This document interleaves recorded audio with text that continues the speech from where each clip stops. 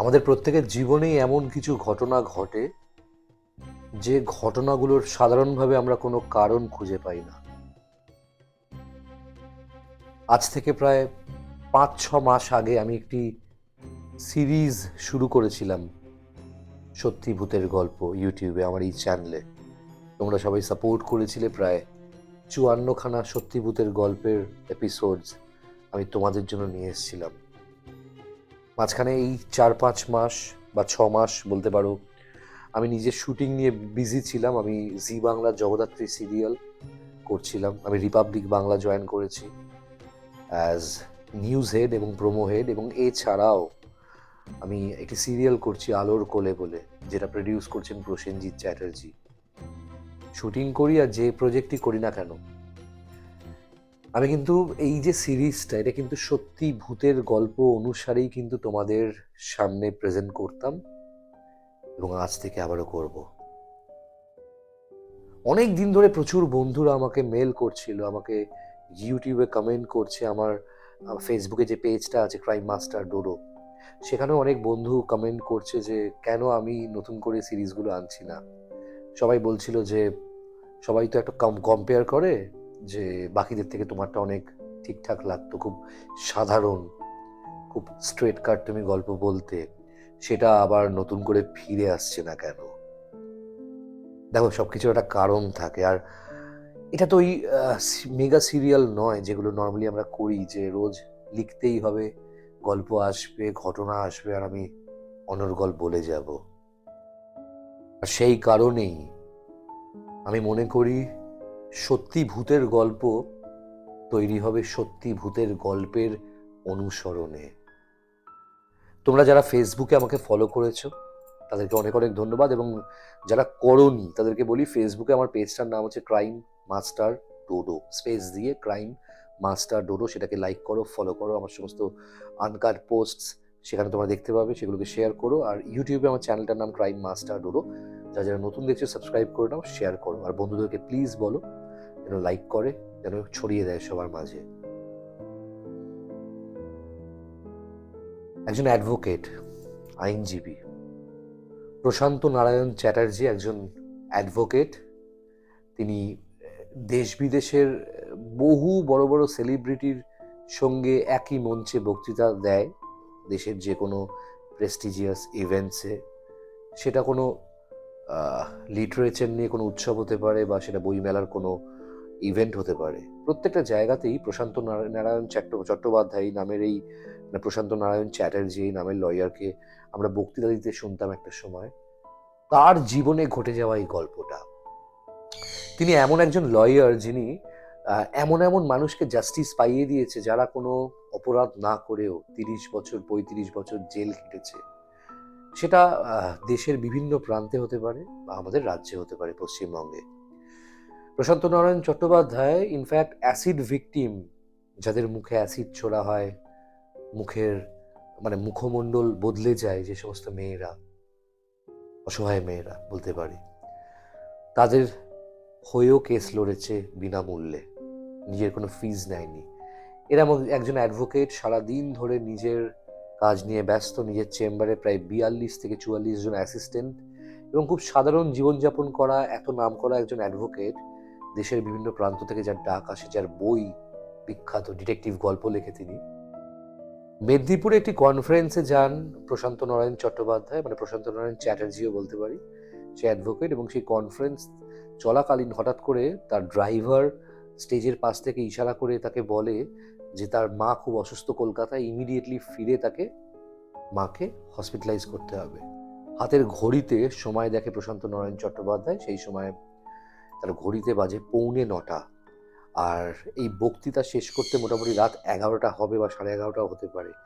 বাঙালি মানেই তার কোনো সময় জ্ঞান নেই, এটা আমরা অনেকেই জানি, অনেকেই মেনেছি। তাই এই সমস্ত কনফারেন্স দেরিতে শুরু হয়, এবং তাই ওনার বক্তব্য রাখতেও দেরি হয়ে যায়। ঠিক সেই মুহূর্তে উনি ডিসাইড করেন নিজের ড্রাইভারকে বলবেন যে তুমি যে কোনো বাস ধরে বা ট্রেন ধরে তুমি কলকাতা চলে যাও, তোমার মাকে চিকিৎসা করাও, হসপিটালে ভর্তি করাও। প্রশান্তবাবু এরা বলেন নিজের ড্রাইভারকে, এবং ড্রাইভার সেই মতো চাবিটা স্টেজের পাশে যিনি সঞ্চালক ছিলেন তার হাতে দিয়ে, মানে গাড়ির চাবিটা দিয়ে নিজে বেরিয়ে যান। যেটাকে বলা হয় প্রফেশনাল প্রেশার। সেই প্রফেশনাল প্রেশারের জন্য একজন ব্যস্ততম আইনজীবী হয়ে তিনি আর গাড়ি চালাতে চান না, যতটা মানে বোঝা কমানো যায়। কারণ গাড়ি চালাতে চালাতে উনি যেহেতু প্রচণ্ড ব্যস্ত, খুব ইম্পর্টেন্ট ফোন আসতে পারে, গাড়ি চালানো অবস্থায় ফোন ধরাটাও খুব একটা ঠিক নয়। সেই কারণে উনি ড্রাইভার নিয়েই ঘোরেন বিভিন্ন জায়গায়, এবং এই ড্রাইভার শুধুমাত্র ড্রাইভার নন, ইনি বডিগার্ডও বলা যেতে পারে। এই ড্রাইভার একটা সময় আর্মিতে ছিলেন, তারপর রিটায়ার করার পর প্রশান্তবাবুর ডিউটিতে তিনি থাকতেন। এনিওয়ে, প্রশান্তবাবুর বক্তব্য শেষ হলো। নির্দিষ্ট সময়ের আগেই, মানে রাত 11:45 নাগাদ তিনি মেদিনীপুর থেকে বেরোলেন, এবং যেরকম কথা ছিল গাড়ির চাবিটা সঞ্চালকের হাত থেকে নিয়ে নিজে গাড়িতে উঠলেন। প্রথমে যেটা করলেন, বনেট খুলে দেখে নিলেন গাড়ির মোবিল ঠিক আছে কিনা, গাড়ির কুলেন্ট ঠিক আছে কিনা, যেগুলো ইনিশিয়ালি যখন গাড়ি চালাতেন 20 বছর আগে তখন যেগুলো যেগুলো দেখতেন। যাই হোক, গাড়ি চালাতে শুরু করলেন। অনেকটা যাওয়ার পর একটি ধাবায় দাঁড়িয়ে তিনি কিছুটা খাবার খেলেন। খাওয়ার পর যখন উনি স্টার্ট করলেন, তখন দেখলেন একটা জায়গায় রাস্তায় প্রচণ্ড ভিড়, মানে বড় বড় সমস্ত কন্টেনার ট্রাক যাচ্ছিল হাইওয়ের ওপর, ন্যাশনাল হাইওয়ের ওপর, সেই কারণে প্রচণ্ড জ্যাম। তাই একটি বাইপাস রোড সেখান থেকে ধরলেন, তাড়াতাড়ি সাঁতরাগাছি বা কলকাতার ক্রসিংয়ে যাবেন বলে। বাইপাস রোড ধরে যাচ্ছেন, মনে মনে গান গাইছেন। শচীন দেব বর্মনের গান ভালোবাসতেন, সেই গানই মনে গুনগুন করে গাইতে গাইতে তিনি যাচ্ছেন। হঠাৎ করে মনে হলো রাস্তার সামনে কেউ একটা হাত দেখালো। উনি ভাবলেন কে হবে, কোনো হয়তো লোক এখান থেকে গাড়ি পাচ্ছে না বা বাস পাচ্ছে না। আর যতটা রাস্তা উনি এসছেন, 3-4টে বাইক, 4-5টা ট্রেকার ছাড়া অন্য কোনো গাড়ির পিছনে কোনো হর্ন বা কোনোভাবে আওয়াজও পাননি, পাশ থেকে পাস করে যাওয়াও দেখেননি। তাই দাঁড়িয়ে পড়লেন। দেখলেন এক বয়স্ক লোক, ধুতি পাঞ্জাবি পরা, মাথায় হালকা চুল, আর মানে ভদ্রলোকের মুখটা স্পষ্ট দেখা যাচ্ছে না, এবং কাঁধে একটা ব্যাগ রয়েছে, একটা ঝোলা ব্যাগ যেরকম থাকতো আগেকার দিনে, সেই ব্যাগ রয়েছে। ভদ্রলোকের পাও দেখা যাচ্ছে না ঠিক করে, চটি পড়ে আছে বোঝা যাচ্ছে, কারণ লোকটা মানে গাড়ির যখন কাঁচটা নামালেন লোকটা একটু এগিয়ে এলো, তখন পায়ের আওয়াজ পাওয়া গেল। বললেন আমাকে একটু ছেড়ে দেবেন? বললো কোথায় যাবেন আপনি? বললো আমি হাওড়ায় যাব। বলছে ঠিক হাওড়ায় ছাড়তে পারবো না, কিন্তু সাঁতরাগাছিতে ছাড়তে পারি, বা আপনাকে শিবপুরে ছাড়তে পারি। বললো ঠিক আছে। বলে জয়েন বলে প্রশান্ত নারায়ণ চট্টোপাধ্যায় যেটা করলেন সেটা হচ্ছে উনি এই ভদ্রলোককে গাড়িতে বসালেন। অনেকটা যাচ্ছে যাচ্ছে যাচ্ছে যাচ্ছে যাচ্ছে যাচ্ছে কিছুক্ষণ পর প্রশান্তবাবু জিজ্ঞেস করলেন যে আপনার নাম? বললো আমার নাম হচ্ছে কার্তিক সাহা। বলছে আপনি এত রাতে এখান দিয়ে কি করছেন? বাস পাননি নাকি, নাকি গাড়ি পাননি, নাকি রাস্তা হারিয়ে ফেলেছেন? বলছে না না না না, আমি এখান দিয়েই, আমি এই এই এই চত্বরটাতেই থাকি, মাঝে মাঝে একটুখানি কলকাতা যেতে ইচ্ছে হয় যাই, আবার আসি। বলছে আপনার যেতে ইচ্ছে হয়, এরকম খামখেয়ালি লোক তো আজব, এত রাতে এরকম খামখেয়ালি লোক তো দেখার কথা নয়, যেটা মনে মনে ভাবতে শুরু করলেন মানে প্রশান্তবাবু। এবং তিনি বলেই ফেললেন, আচ্ছা আপনার মুখটা তো স্পষ্ট দেখতে পাচ্ছি না, কিছু প্রবলেম হয়েছে নাকি? আপনি কি প্রবলেম হয়েছে বলুন তো? এটা শুনে সেই ভদ্রলোক ঈষৎ একটু মানে আড়ষ্ট হয়ে বললেন যে আপনি উকিল না?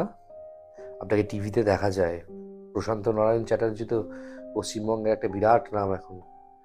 মানুষ আপনাকে বলা হয় যে আপনি মানে বিচার পাইয়ে দেন। আপনার লড়া কোনো কেস কখনোই আপনার মক্কেলরা হারে না। আপনি মানুষের জন্য বক্তব্য রাখেন, আপনি মানুষের জন্য লড়েন, আপনি সেই মশালটা সাধারণ মানুষের। এসব শুনে একটু লজ্জা পেয়ে প্রশান্ত নারায়ণ চট্টোপাধ্যায় বললেন, হ্যাঁ লজ্জা দেবেন না, আমি একদমই বড় কেউ না, আমি চেষ্টা করি, প্র্যাকটিস করছি। আপনি আমার থেকে অনেক বড়, আপনি এইভাবে কথা বলবেন না আমার সাথে। সেটা শুনে ভদ্রলোক বলল যে না, আমি আপনার বইও পড়েছি, আপনার গড়াদের আড়ালে বইটা আমার খুব পছন্দের। আমার যদি পড়েছেন? বলছে হ্যাঁ। বলছে আপনি প্রথম একজন লেখক, মানে এই উটকো ভদ্রলোক বলছে প্রশান্তবাবুকে, আপনি এমন একজন লেখক, প্রথম একজন লেখক যিনি একজন আইনজীবীকে একজন সুপার হিরোর ক্যারেক্টার দেয় বইতে, এবং এটা সত্যি খুব ভালো লাগে। অনেকক্ষণ ধরে কথা বলতে বলতে প্রশান্ত বাবু নিজের কলকাতার কি কি প্রেশার আছে, কোন কোন কেস লড়ছে, সরকারের এগেনস্টে কোন কোন কেস লড়ছে, কোন কোন অসহায় মানুষের পাশে দাঁড়িয়ে কোন কোন কেস লড়ছে, এই সমস্ত আলোচনা করছিলেন। করতে করতে হঠাৎ করে এই ভদ্রলোক, যে নতুন উটকো যে ভদ্রলোক কার্তিক সাহা, তিনি হঠাৎ করে হাউ হাউ করে কেঁদে উঠলেন গাড়ির ভেতরে। সেটা শুনে প্রশান্তবাবু বলছে, আরে বাবা কি হলো কি হলো, আপনি হঠাৎ করে কাঁদছেন কেন? আরে কি হলোটা কি? তখন বললো যে আমার খুব বিপদ, আমার জীবন থেকে সব চলে গেছে, আমি এতক্ষণ ধরে আপনাকে বলতে পারিনি, আমি গাড়িতে ওঠার পরেই আপনি ভয় পেয়ে যাবেন সে করে বলতে পারিনি। বলছে আমি ভয় পাবো? আমার নাম প্রশান্ত নারায়ণ চ্যাটার্জি। পিএনসি কে সবাই চেনে, এবং শুধু তাই নয়, পিএনসি হচ্ছে সত্যের জন্য লড়ে। এই কথাটা বলার পর না, এই যে উটকো ভদ্রলোক, তিনি বললেন আপনি আমাকে বাঁচান স্যার, আপনি, আমার জীবনের সব চলে গেছে, আমি আমি না, আমার নতুন করে আর জীবনে পাওয়ার কিছু নেই, আপনি একটু প্লিজ আপনি বিচার পাইয়ে দিন। বলছে কাকে বিচার পাইয়ে দেবো? বলছে আমাদের গ্রামে মাঝখানে জমি দখল নিয়ে খুব মারপিট চলেছিল একটা সময়, এবং সেই জমি দখলের মারপিটের সময় সরকার পক্ষের বেশ কিছু নেতা, বেশ কিছু পঞ্চায়েত প্রধান, বেশ কিছু এমএলএ এমপি তারা জড়িত হয়ে আমার বাড়ির দক্ষিণ দিকের জমিটা, আমাদের চাষের জমিটা নিয়ে নিচ্ছিল। বলছে কেন? বলছে ওই জমিতে তারা একটি রাসায়নিক সারের কারখানা করার জন্য উঠে পড়ে লেগেছিল, এবং যে রাসায়নিক সার একটি বিদেশি কোম্পানি এখানে করবে বলে এসেছিল, এবং সেই সারের কারখানা এখানে হলে, সেই কেমিক্যালের কারখানা এখানে হলে আমাদের এই সমস্ত নালা পুকুর এসব কিছু জল পলিউটেড হয়ে যাবে, এবং প্রচুর পশু পাখি মারা যাবে, আমাদের এখানের লোকজন অসুস্থ হয়ে পড়বে। অলরেডি কিছু বছর আগে এখানে আর্সেনিকের প্রবলেম হয়েছিল। সেটা শুনে হঠাৎ করে প্রশান্ত নারায়ণ চট্টোপাধ্যায় বলল আমাকে এই কেসটা নিয়ে বলতে হবে না, আমি কেসটা জানি। অলরেডি এই কেসের একজন মক্কেলের হয়ে আমি লড়েছিলাম, ধ্রুব প্রধান। এবং 2009 সালে যখন কেসটায় লড়তাম আমি, আমার মনে আছে তখন আমার এত নাম যশ হয়নি, প্রতিপত্তি হয়নি, আমার কাছে প্রচুর থ্রেট কলস আসতো সরকারের তরফ থেকে যে কেসটা থেকে বেরিয়ে যান আপনি, কেসটার ভেতরে ঢুকবেন না। এবং আমি তাও কিন্তু দমিনি কোনোভাবে, আমি দমে যাইনি, আমি তাও কেসটা লড়েছিলাম এবং আমার মক্কেলকে জিতিয়েছিলাম, তার জমি তাকে ফেরত দিয়েছিলাম। আপনার কি জমি ফেরাতে হবে? বলছে বাবু এই জমি নিয়ে আমি কি করব?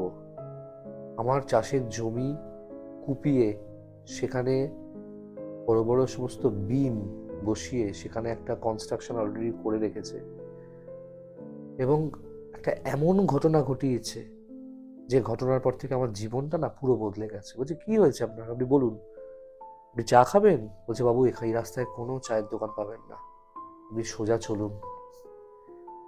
প্রশান্ত নারায়ণ চট্টোপাধ্যায় একটু অবাক হলেন যে রাস্তার সামনে যে হেডলাইট গুলো দেখতে পেতেন, মানে অন্যান্য গাড়ি, সেসব তো নেই, এবং রাস্তায় কোনো পোস্ট নেই। হাইওয়েতে যেরকম পোস্ট থাকে, এটা বাইপাস হাইওয়ে, কোনো পোস্ট নেই। এই গল্পটা বলতে গিয়ে আমারও গায়ে কাঁটা দিচ্ছে, কারণ গল্পটা যখন আমাকে বলেছিলেন প্রশান্ত নারায়ণ চট্টোপাধ্যায়, তখন সাউদার্ন অ্যাভিনিউ থেকে আমাকে নিয়ে গাড়ি করে উনি ফিরছিলেন আমার বাড়িতে নেতাজিনগরে, আমার এখনো মনে আছে। যাই হোক, এবং ভদ্রলোক আরো শেয়ার করেন যে যখন এই জমি দখলের লড়াই চলছিল, 1 টাকা দিয়ে, 1 টাকার পরিবর্তে জমিটা নিয়ে নিচ্ছিল, এবং বলেছিল যে পরিবারের কেউ একটা ওই সার মানে কারখানায় চাকরি পাবে। আমরা জমি দিইনি, এবং সেই কারণে ওরা আমাদের এগেনস্টে থানায় প্রচুর বক্তব্য রাখে, নকল গাঁজা কেস দিয়ে দেয় এই ভদ্রলোকের নামে, মানে কার্তিক সাহার নামে গাঁজা কেস দিয়ে দেওয়া হয়, এবং কার্তিক সাহাকে স্থানীয় থানা তুলে নিয়ে গিয়ে প্রচন্ড মারে, এবং আধমরা অবস্থায় বাড়িতে ছেড়ে যায় মাঝরাতে। বলে যে পাড়ার ওদের চেনাশোনা কিছু লোক ওদেরকে মেরেছে, থানার লোকরা মারিনি, এইভাবে অত্যাচার করা হয়। এবং তারপর অনেকদিন হয়ে গেছিল, তাও জমি দেয়নি। বাড়ির সামনে কোনো এক সংবাদপত্রের সাংবাদিককে ডাকা হয়, এবং টেলিভিশনেরও কোনো সাংবাদিককে ডাকা হয়, যাদের সামনে এই লোকটা বলে, মানে কার্তিক সাহা বলে যে আমি আজকে এখানে আত্মহত্যা করব গলায় দড়ি দিয়ে, যদি আমার জমি এভাবে নিয়ে নেওয়া হয়। এই জমি আমার নয়, আমার বাপ ঠাকুরদার, আমি তাদের চিহ্ন কোনোভাবে নিশ্চিহ্ন করতে দেব না। এবং এই ঘটনার পর আত্মহত্যা তো করতে দেওয়া হয়নি তাকে, কিন্তু 2-3 মাস পর জমি দখলের যে সমস্ত মানুষ ইনভলভ ছিল সরকারের তরফ থেকে বা স্থানীয় নেতা মন্ত্রী, তাদের মধ্যে বেশ কিছু ছেলেরা মাঝরাতে, এক বর্ষার মাঝরাতে বৃষ্টি পড়ছিল এবং ওই গ্রামে বন্যা হয়, সেই বন্যার মাঝেই ওদের বাড়ি থেকে কার্তিক সাহার একমাত্র মেয়েকে তুলে নিয়ে গিয়ে তার কোনো চিহ্ন রাখেনি। তার 2 দিন পর পাশের খালের ধারে সেই ভদ্রলোকের মেয়ের ছিন্ন ভিন্ন ডেড বডি পাওয়া যায়। এবং সেটাও খবর করতে দেওয়া হয়নি। সেই খবরটা কভার করার জন্য যখন সাংবাদিকরা ঢুকেছিল সেই গ্রামে, তাদের ক্যামেরা, মাইক্রোফোন সব ভেঙে দেওয়া হয়, গাড়ির কাঁচ ভেঙে দেওয়া হয়। এরকম প্রচুর ঘটনা ধামাচাপা পড়ে যায় আমাদের পশ্চিমবঙ্গে, আমাদের গোটা দেশে। পৃথিবীর অন্য কোনো দেশে এরকম ঘটনা ঘটলে হয়তো দৃষ্টান্তমূলক শাস্তির দাবি জানানো হয় এবং শাস্তিটা দেওয়া হয়। আমাদের দেশগুলি হয়তো অনেকটা পার পেয়ে যায় সমস্ত ক্রিমিনাল। এতটা বলে থামলেন কার্তিক সাহা। প্রশান্তবাবু না এই ঘটনাটা শুনে দরদর করে ঘামতে শুরু করলেন এবং বাদিকে তাকিয়ে দেখলেন কেউ বসে নেই। হঠাৎ করে না নিজের ঘোরটা ভাঙলো। ঘোর ভাঙার পর বাদিকে তাকিয়ে বললেন, কার্তিকবাবু আপনি আছেন? হ্যাঁ আমি আছি। আমি খুব কষ্ট করে নিজেকে দেখা দিয়েছি আপনার সামনে, কিন্তু এই অশরীরকে একটি ছায়ামূর্তি রূপে দেখা দেওয়ার জন্য যে শারীরিক সমস্যা হয় সেটা এতক্ষণ ধরে আমি ভোগ করলাম। আমি আর দেখা দিতে পারছি না। আপনি দয়া করে আমার মেয়ের এগেনস্টে হওয়া এই কনস্পিরেসির কেসটা লড়ে বিচার পাইয়ে দিন। আমার মেয়ের আত্মা শান্তি পাবে। বলছে, আপনাকে দেখতে পাচ্ছি না কেন? বলছে, আমার মেয়ের মৃত্যুর পর আমিও আপনি যেখান থেকে আমায় তুললেন ওখানে বাঁশবাগানে গলায় দড়ি দিয়ে আত্মহত্যা করেছিলাম। আমার জীবনে তো কেউ নেই আর, বেঁচে থাকার মতো কিছু নেই। এবং আমার যে দুটো গরু ছিল বাড়িতে তাদেরকেও বিষ খাইয়ে মেরে দেওয়া হয়। সবকিছু দেখার পর বেঁচে থেকে কি লাভ? এ পুরা দেশে আইন কানুন কি সাধারণ মানুষের জন্য আর আছে? ইমোশনাল হয়ে যায় প্রশান্ত নারায়ণ চট্টোপাধ্যায়। হঠাৎ করে চোখটা যায় লুকিং গ্লাসে, এরভাবে উপরে মিররে গাড়ির, দেখে পেছনে সারা শরীর দিয়ে রক্ত বেরোচ্ছে, ঠোঁটের পাশ থেকে রক্ত বেরোচ্ছে, ছেঁড়া জামা কাপড় পরা একটি প্রেত বসে আছে এবং চোখ থেকে টপ টপ করে জল পড়ছে এবং চোখ দিয়ে প্রায় আগুন বেরোচ্ছে। তাকিয়ে আছে লুকিং গ্লাসে অ্যাডভোকেটের দিকে। কিছুক্ষণের জন্য জ্ঞান হারিয়েছিলেন প্রশান্ত নারায়ণ চট্টোপাধ্যায়। পরের দিন সকালে যখন ওনার জ্ঞান ফেরে তখন দেখেন উনি ওনার নেতাজি নগরের বাড়ির বেডরুমে শুয়ে আছেন এবং ওনার বউ ওনাকে চা বানিয়ে দিচ্ছে। ঘুম থেকে উঠে পুরো ঘটনাটা বউকে বলে। বউ বলে, সত্যি মানে কি সমস্ত গল্প তোমার জীবনে আসে, মানে কোনো মানে হয় না। কোত্থেকে পাও? স্বপ্নেও গল্প লেখো নাকি? নিজের ড্রাইভারকে ফোন করে প্রশান্ত নারায়ণ চট্টোপাধ্যায়। ড্রাইভার বলে, আমি তো আপনাকে নিয়ে ফিরেছি কালকে। যখন এই এই এই পুরো ওভারঅল সিচুয়েশনটা না চিন্তা করেন প্রশান্ত নারায়ণ চ্যাটার্জি। উনি ফোন করেন নিজের একজন জুনিয়রকে, করে কার্তিক সাহার কেসটা আদেও এক্সিস্ট করে কিনা সেটা জানতে চান। দেখে এরকম একটা কেস আছে যেটা বহু বছর ধরে ধামাচাপা দেওয়া আছে। উপযুক্ত মানে সাক্ষীর অভাবে কেসটা মানে ওইভাবেই পড়ে আছে। রিওপেন করে কেস।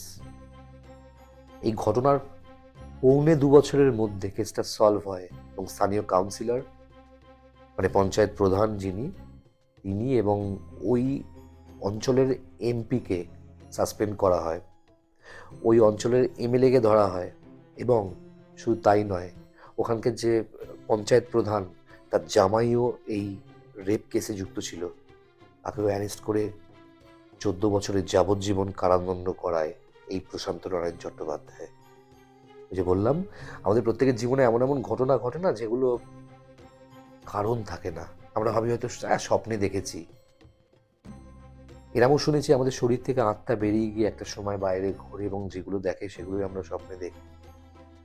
তো সেভাবেই অন্য দুনিয়ায় চলে গেছিল প্রশান্ত নারায়ণ চট্টোপাধ্যায় আত্মা ওইটুকু সময়, এবং একটা অন্য ঘটনার সাক্ষী হয়ে তাদেরকে বাঁচিয়ে দিয়ে দেয়। এরকম আরও অনেক সত্যি ঘটনা, সত্যি ভূতের গল্প নিয়ে আমি আসবো আমার এই চ্যানেলে। এই ভিডিওটা ভালো লাগলে লাইক করো, ফলো করো, শেয়ার করো, সাবস্ক্রাইব করো চ্যানেলটা। ফেসবুকে আমার পেজটা ক্রাইম মাস্টার ওরও এক্ষুনি ফলো করে দাও। Thank you very much. ভালো থেকো।